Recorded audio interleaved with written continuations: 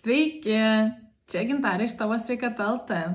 Ir šiandien aš noriu pakalbėti apie cholesterolį mažinančius vaistus.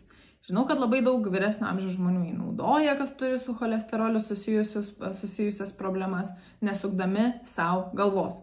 O galvą sukti iš tiesų reikėtų, nes tikėtis, kad viena piliulė paims ir pakeis jums situaciją be jokių pašalinių poveikių yra, truputėlį naivu. Tai dėl to noriu papasakoti kitą perspektyvą, ko turbūt iš gydytojų ar vaistininkų nelabai išgirsit. Tai yra cholesterolį mažinančių vaistų pašalinis poveikis ir iš kur jisai atsiranda. Tai dabar šitą informaciją, ką pasakoju, aš remiuosi Barbaros O'Neill mokymais ir jinai yra iš Australijos alternatyviosios medicinos atstovė, jinai taip pat yra su sveikata susijusių problemų lektorė ir lygiai taip pat jinai yra su sveikata susijusių stovyklų, vienos iš stovyklų įkūrėja. Ir apskritai viską, ką pasakoju šituose video, tai nėra mano kažkokia tai nuomonė. Viskas ateina arba iš praktikos, ką turėjau su klientais ir turiu su klientais, arba iš mokslinių straipsnių, arba iš kokio nors tikrai rimto sveikatos perspektyvos, sveikatos eksperto. Tai čia truputėlį tokia minimali informacija, iš kur gaunu ir kad tai nėra mano kažkoks išgalvotas dalykas. Tai dabar kalbant apie cholesterolio vaistus. Tai kai gaunat cholesterolį mažinančius vaistus, tie vaistai, jie dažniausiai blokuoja kelią kepenyse, kurį kepenys naudoja cholesterolio gamybai. Tai kelias yra išblokuojamas, ar ne? Dabar problema yra tame, kad tas kelias link kepenų, kuris ir gamina cholesterolį, jis lygiai taip pat yra naudojamas gaminti kofermentui Q10. Dabar kas yra tas kofermentas Q10? Paprastai kalbant, tai yra jūsų širdį apsaugantis fermentas. Ir dabar problema yra tame, kad dažniausiai mes norime susimažinti cholesterolį tam, kad neturėtume širdies ligų arba užsitikrintume jo prevenciją ir mažesnę riziką.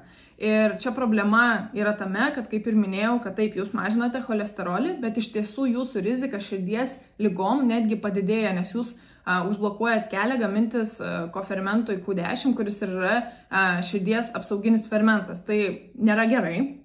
Ir dabar kalbant apie cholesterolio mažinančių vaistų pašalinius poveikius, tai pašaliniai poveikiai jau yra žinomi tokie kaip Alzheimeris, demencija, atminties praradimas, raumenų nykimas ir čia vienas iš naujesnių atradimų yra, kad cholesterolį mažinantys vaistai taip pat turi didelę sąsają su krūties vėžiu.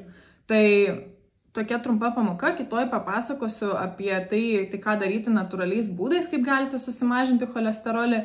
Užbėgant už akių, jau dabar turime keletą sprendimų, kas gali padėti jums susimažinti cholesterolį natūraliais būdais.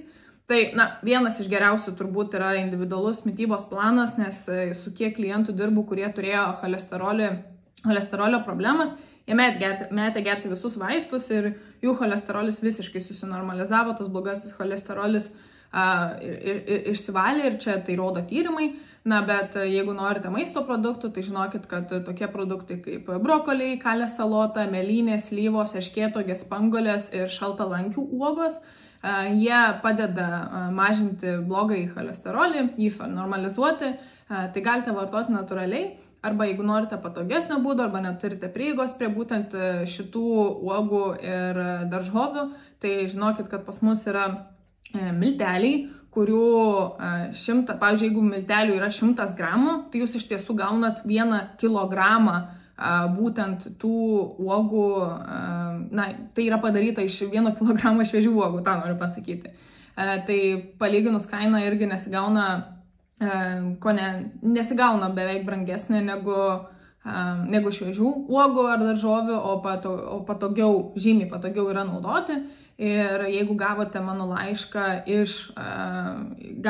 žiūrite šį video dėl to, kad aš siunčiau jums laišką, tai laiške lygiai taip pat įdėjau nuolaidos kodą, kuris galioja iki spalio 12 dienos, tai yra cholesterolis 10, kurį galite panaudoti, norėdami įsigyti būtent cholesterolį mažinančius produktų miltelius.